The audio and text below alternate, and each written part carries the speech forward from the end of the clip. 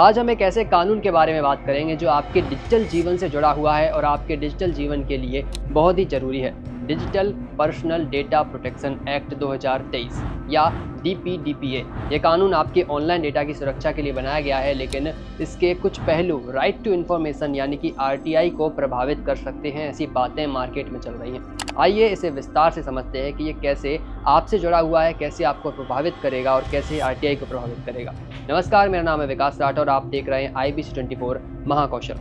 सबसे पहले जानते हैं कि DPDPA क्या है। ये कानून उन सभी डिजिटल जानकारियों पर लागू होता है जो आपकी पहचान बताती है, जैसे आपका नाम, फ़ोन नंबर, पता या ऑनलाइन खरीदी का रिकॉर्ड। मान लीजिए कि आप एक ऐप से सामान खरीदते हैं। वह कानून कहता है कि कोई भी कंपनी आपका डेटा तभी ले सकती है जब आपकी साफ उसमें इजाज़त होगी।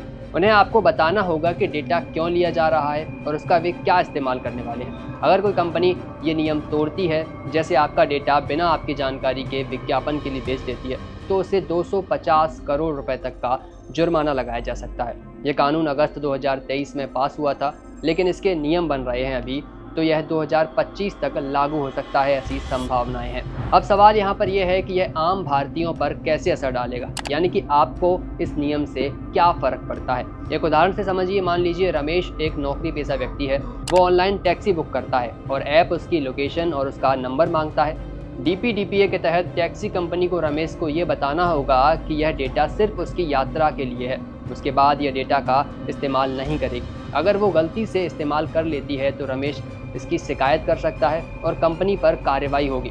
रमेश को यह भी पूछने का अधिकार है कि उसके पास कौन कौन सी जानकारियां हैं और उसे वो डिलीट करने के लिए भी कंपनी को फोर्स कर सकता है। लेकिन कुछ चुनौतियां भी हैं यहाँ पर, जैसे सरकार इस कानून के तहत राष्ट्रीय सुरक्षा या सार्वजनिक व्यवस्था के नाम पर आपकी इजाज़त के बिना आपका डेटा ले सकती है और आपको पता भी नहीं चलेगा। अब बात करते हैं इसके RTI से टकराव की। तो राइट टू इन्फॉर्मेशन एक्ट 2005 से नागरिकों को सरकार से जानकारी मांगने का अधिकार यह RTI एक्ट देता है। उदाहरण के लिए, अगर आपके इलाके का स्कूल सालों से नहीं बना है तो आप RTI से ये पूछ सकते हैं कि यह बजट कितना था और इस बजट का आखिर आगे हुआ क्या। पहले RTI कहता था कि किसी भी व्यक्ति की पर्सनल जानकारी तभी छिपाई जाएगी जब तक उसका कोई भी बड़ा सार्वजनिक फायदा ना हो, जैसे किसी नेता का भ्रष्टाचार उजागर करना हो। लेकिन अब DPDPA आने के बाद RTI के कुछ नियमों में बदलाव हो जाएगा। अब कोई भी पर्सनल जानकारी नहीं दी जाएगी, चाहे वो कितनी भी ज़रूरी क्यों ना हो। मान लीजिए कि सरकारी अधिकारी की संपत्ति में अचानक से इजाफा हो जाता है। पहले RTI के माध्यम से आप उसकी सारी डिटेल मंगवा सकते थे, लेकिन अब DPDPA के तहत इस जानकारी को पर्सनल कहकर रोक दिया जाएगा, आपको नहीं दिया जाएगा। इससे एक बड़ा प्रहार ट्रांसपेरेंसी पर आ सकता है। तो DPDPA आपके डिजिटल डेटा को सुरक्षित करने का वादा करता है, कंपनियों पर लगाम लगाएगा और नागरिकों को अपने डेटा पर नियंत्रण देगा। लेकिन वहीं दूसरी तरफ सरकार को व्यापक छूट और RTI में बदलाव की चिंता भी बड़ा सवाल है। यहाँ पर एक सवाल ये भी है कि क्या प्राइवेसी और पारदर्शिता के बीच ये कानून एक संतुलन बना पाएगा।